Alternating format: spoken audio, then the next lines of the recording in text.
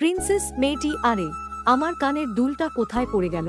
সহকারী স্যার আপনি সোজাসুজি চলতে থাকুন স্যার এবার বাম দিকে ঘুরে যান, এরপর দরজা খুলে ভেতরে যান, এটাই আপনার প্রিন্সেসের রুম।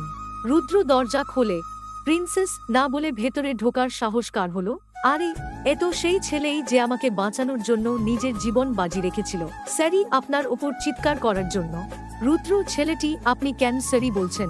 স্যারি তো আমার বলা উচিত, ভুল আমারই ছিল, আমার নক করে ভেতরে ঢোকা উচিত ছিল।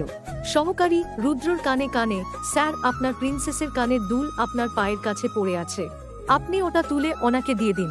রুদ্র এই নিন আপনার কানের দুল। প্রিন্সেস আপনি কি আমাকে এটা পরিয়ে দিতে পারবেন? সহকারী স্যার এবার আমি আপনাকে সাহায্য করতে পারবো না, আপনাকে যেভাবেই হোক কানের দুলটা পরিয়ে দিতে হবে।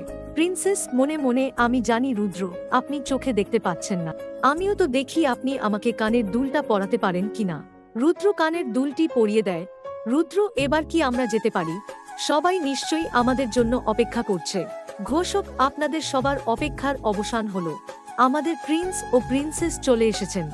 সহকারী স্যার যতক্ষণ না আমি বলবো আপনি সোজাসুজি হাঁটতে থাকুন।